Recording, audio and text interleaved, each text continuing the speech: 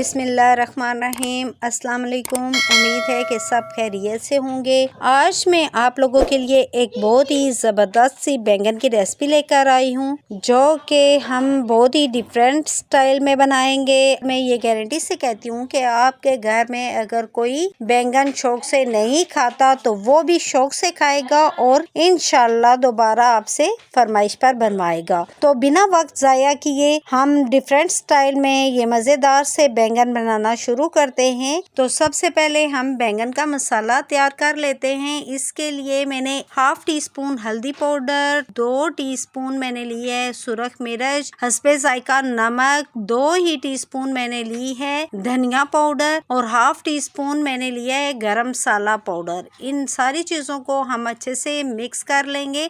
बहुत ही बेसिक से मसाले होते हैं जो हर किचन में मौजूद होते हैं, उन्हीं से आज हम ये बहुत ही मज़ेदार से बैंगन तैयार करेंगे। तो मसाला मिक्स कर लिया है। बैंगन भी मैंने अच्छे तरीके से वॉश कर लिए ताकि इनके ऊपर गर्द मट्टी धूल वगैरह सारी साफ़ हो जाए।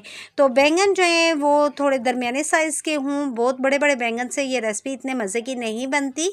तो जो ख़राब पार्ट है, लीफ हैं सूखे हुए, वो हम सारे इस छुरी से कट कर लेंगे। छुरी भी आपने ज़रा तेज़ सी लेनी है और अपने हाथों को बचाकर आपने दरमियान में से बैंगन के 2 पीस कर लेने हैं। इस तरह हमें ये भी पता चल जाएगा कि किसी बैंगन के अंदर कीड़ा वगैरह तो नहीं लगा हुआ। अगर कीड़ा वाला होगा तो उसको हम निकाल देंगे। बैंगन हमने कट करके सारे डिश में रख लिए हैं। अब मैंने एक बैंगन लिया है, इसमें हमने इस तरह से कट लगाना है कि पिछली साइड पर छुरी का कट ना जाए, बस ऊपर ऊपर से हमने इसको कट लगाना है। इस तरह से हमने सीधे सीधे कट करते जाना है थोड़े थोड़े वक्फे पर, और इनको हमने क्यूब्स में कट करना है। अब इस तरह से मैं जिस तरह से वीडियो में आपको दिखा रही हूँ वाजिया करके, इस तरह से आपने इसको थोड़े थोड़े फासले पर कट कर लेना है। बस क्यूब्स इसके बनने चाहिए जिसके अंदर हम ये सारा मसाला भर देंगे। तो सारे कट लग गए हैं, तो मैं आपको खोल कर चेक करवा रही हूँ। देखें किस तरह से मैंने कट लगाए। इसकी स्किन वाली साइड पर जो पिछली बैक साइड है बिल्कुल कट नहीं लगा। तो सारे बैंगन कट हो गए हैं। अब हम इसके ऊपर मसाला लगाएंगे और मसाला इस तरीके से लगाएंगे जो हमने कट लगाए हुए हैं इसके अंदर तक फिल होना चाहिए, मसाला जाना चाहिए, ताकि जब हम बैंगन बनाएं तो बैंगन बिल्कुल फीके से ना रहे बल्कि बहुत ही टेस्टी से बैंगन हमारे तैयार हों। तो इस तरह से एक एक लाइन हम खोलते जाएंगे कट की हुई, और इस तरह से इसमें मसाला हम भरते जाएंगे। सारे बैंगन पर इस तरह से हमने मसाला खूब अच्छे तरीके से लगा देना है।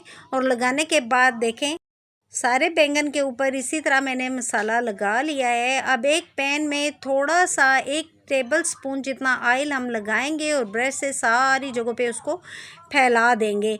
अब जो स्किन वाली साइड है बैंगन की बैक साइड, उसको हमने रखना है और 2-2 मिनट के लिए बस हमने हीट ही देनी है। इनको बहुत ज़्यादा हमने फ्राई नहीं करना। और ब्रश की मदद से इसी तरह मैं ऑयल इसके ऊपर भी लगा दूंगी मसाले वाली साइड पर। तो इसी तरह देखें सारे बैंगनों पर हम ऑयल ब्रश कर देंगे और फिर मैं इनकी साइड पलट दूंगी। 2 मिनट के लिए ही हमने इसको हीट देनी है ताकि मसाला थोड़ा सा फ्राई हो जाए, पक जाए और थोड़े से नरम हो जाए बैंगन।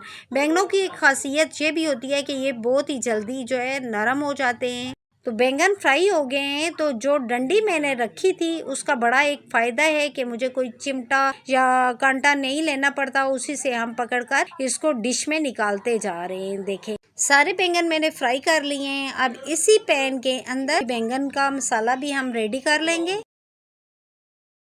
हाफ कप ऑयल लिया है। अब ऑयल थोड़ा सा गर्म हो गया है तो इसमें हाफ टी स्पून में साबुत ज़ीरा डाल रही हूँ। और ज़ीरा डालने के बाद मैंने इसको कुछ सेकंड के लिए ही फ्राई करना है। जब इसकी हल्की सी खुशबू आनी शुरू हो जाए तो मैं इसके अंदर 1 कप चॉप किया हुआ प्याज ऐड कर दूंगी। और प्याज ऐड करने के बाद हमने इसको इतना फ्राई करना है कि इसका कलर चेंज हो जाए। बहुत ज़्यादा हमने इसको डार्क ब्राउन नहीं करना।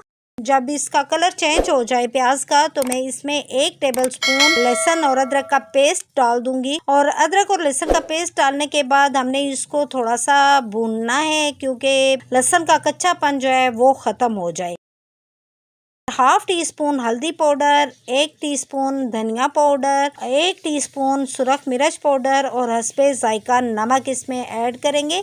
और आपने ख्याल रखना है कि नमक हमने बैंगन को मसाला लगाते हुए भी डाला था, इसलिए नमक आपने थोड़ा कम ही डालना है। अब 1 कप टमाटर का पेस्ट मैं इसके अंदर ऐड कर रही हूँ। तो 3 मैंने दरमियाने साइज़ के टमाटर लिए थे, जिनका मैंने इस तरह से पेस्ट बना लिया था। अब वो इसके अंदर ऐड करके हम 2 से 3 मिनट के लिए इसको अच्छे तरीके से कुक करेंगे। अब देखें सारा ये खुश्क हो गया है, ग्रेवी तैयार हो गई है। तो मैं इसके अंदर 2 घूंट पानी के ऐड करूँगी। 2 घूंट पानी इसलिए डाल रही हूँ ताकि मसाला साथ ना लगे। अब इसको अच्छे तरीके से मिक्स करेंगे और थोड़ा सा इसको मैं पकाऊंगी।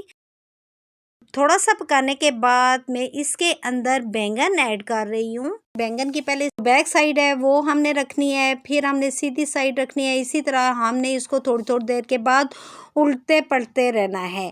तो बैंगन जो है वो काफ़ी हद तक रेडी भी हो गए हैं, नरम हो गए हैं। ऑयल भी हमारा थोड़ा सा ऊपर आ गया है। फिर भी मैंने इसको 3 मिनट तक अच्छे से कुक करना है ताकि मसाला भी अच्छा सा रेडी हो जाए और बैंगन अंदर तक जो है हमारे पक जाए।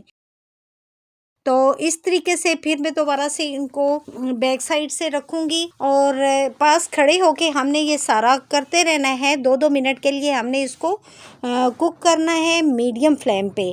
फ्लेम आपने बहुत ज़्यादा हाई नहीं करना है क्योंकि बहुत जल्दी ये मसाला खुश्क हो जाएगा और पैन के साथ लगना शुरू हो जाएगा। ऊपर से कवर बंद कर दूँगी ताकि ये दम में अच्छे से तैयार हो जाए।